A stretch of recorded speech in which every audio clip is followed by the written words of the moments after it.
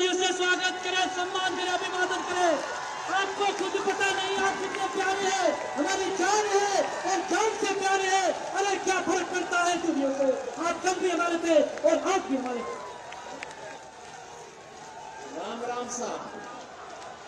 भारत माता की, भारत माता की, भारत माता की। जंपेश्वर महाराज की, वो जंपेश्वर भगवान की। वंदे वंदे वंदे। भारतीय जनता पार्टी के कर्मठ जिलाध्यक्ष श्री जानम सिंह भाटी जी, लोकप्रिय प्रत्याशी और विधायक भी हैं श्री बिहारी लाल बिश्नोई जी, मंच पर उपस्थित श्रीनिवास जवर जी, आत्माराम जी, कन्हैया लाल जी, आसकरण जी, मेघ सिंह जी, अनूप सिंह जी, राजा राम जी, रामदयाल मेघवाल जी, भारी संख्या में नोखा में उपस्थित मेरे नोखा विधानसभा क्षेत्र से उपस्थित सभी भाइयों और बहनों, इस पावन धरा को, जिस पावन धरा में गुरु जंबेश्वर भगवान की जो तपोस्थली है, वीर तेजाजी महाराज और बाबा सिद्ध रामदेव की जो पावन धरा है, और यही नहीं पूरे देश और पूरी दुनिया के अंदर श्रीमद् भागवत महापुराण और श्री राम कथा को जन जन तक पहुंचाने वाले पूज्य संत राम सुखदास जी की भी जो तपोभूमि है, इस तपोभूमि को कोटि कोटि नमन करते हुए मैं आप सबका हृदय से अभिनंदन करता हूं। भाइयों बहनों, मुझे आश्चर्य हो रहा था कि मैं पिछले कई दिन से राजस्थान के अलग अलग जनपदों में घूम रहा हूं, और हम लोग तो जो एक बार बोल लेते हैं फिर उसको हर हाल में निभाते हैं। कांग्रेस के लोग अपनी हार को पक्का देख करके कल से अफवाह फैला रहे थे कि अब मैं यहां नहीं आ रहा हूं। अगर मुझे जो भी फोन करता मैं कहता हूं मुझे नोखा जाना है, मेरी दूसरी सभा वहीं पे है, लेकिन लोग के यहां ये लोग कहते थे कि नहीं आ रहे हैं। भाइयों बहनों, हम लोग तो प्रभु राम के भक्त हैं, और प्रभु राम के बारे में कहा जाता है, रघुकुल रीति सदा चली आई, प्राण जाए पर नोखा आने का जो वचन दिया था उसको पूरा करने के लिए एक बार फिर से मैं आपके बीच में यहां पर उपस्थित हूं। इस धरा को नमन करते हुए आप सबका मैं अभिनंदन करता हूं। भाइयों बहनों, 5 वर्ष कांग्रेस शासन के राजस्थान की दृष्टि बड़ी वेदना के हैं, पीड़ा के हैं, अव्यवस्था और अराजकता के हैं।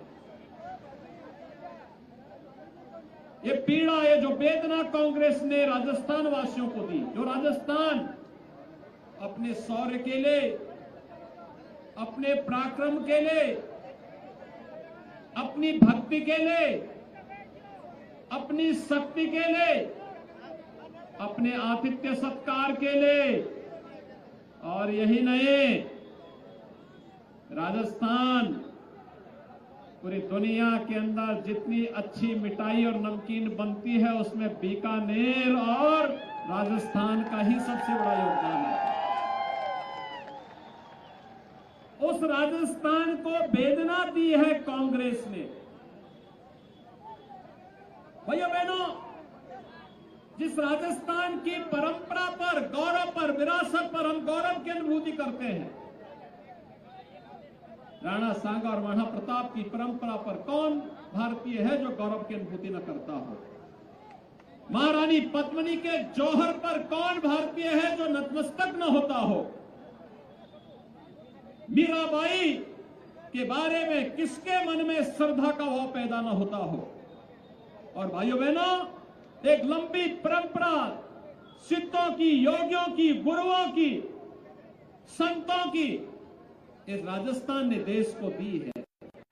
भाइयों, ये वही राजस्थान आज कांग्रेस सरकार की व्यवस्था और अराजकता का शिकार बना है।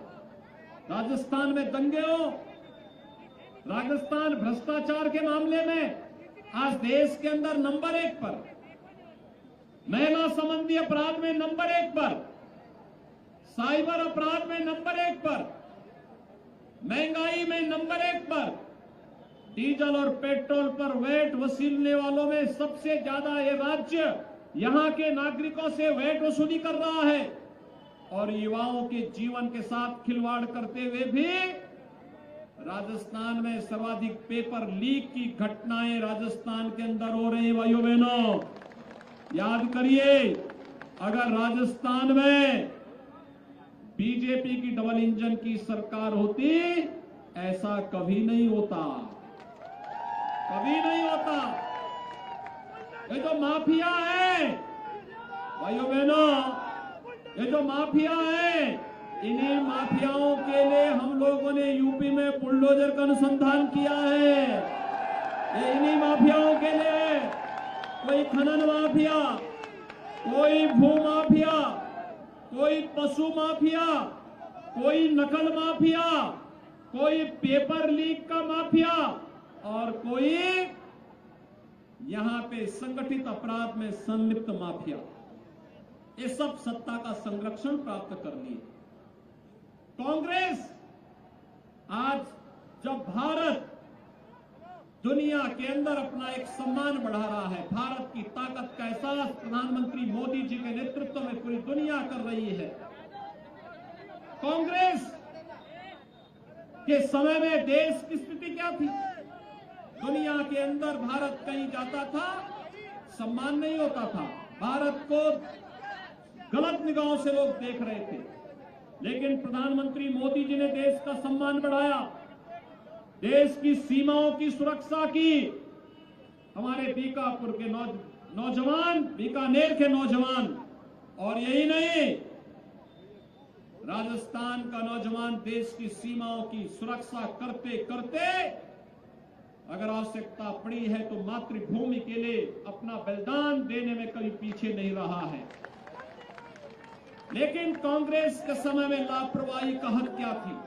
आतंकवादी घुसपैठ करता था, घुसपैठे भारत की धरती पर घुस जाते थे, सरकार देखती रहती थी, कुछ नहीं करती थी।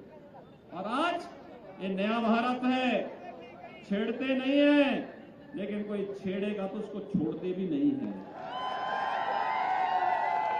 आतंकवाद ही नहीं, आतंकवाद के आकाओं को भी ठिकाना लगाने का काम नया भारत करता है। भाइयों बहनों, ये देश का स्वाभिमान का प्रश्न खड़ा होता है तो भारत उसके खिलाफ लड़ता है। और इसीलिए आज आए हम आपसे आह्वान करने के लिए, एक तरफ भारत की बढ़ती हुई ताकत पूरी दुनिया के अंदर हम महसूस कर सकते हैं, दूसरी ओर कांग्रेस के द्वारा दी गई समस्याओं का समाधान। कांग्रेस ने आतंकवाद की समस्या दी, मोदी जी ने धारा 370 को समाप्त करके आतंकवाद की समस्या का समाधान का रास्ता दिया। कांग्रेस ने नक्सलवाद की समस्या दी, मोदी जी ने गरीब कल्याणकारी योजनाओं के माध्यम से उन गरीबों के प्रति अपनी सहानुभूति, उन गरीबों के प्रति अपनी पूरी सिंपैथी लगाते हुए उनके कल्याण की योजनाएं दी। कांग्रेस ने अलगाववाद दिया, मोदी जी ने कनेक्टिविटी दी। अगर आपको हमारी वीडियो पसंद आई तो हमारे चैनल को लाइक, कमेंट और सब्सक्राइब करना ना भूलें। Thank you.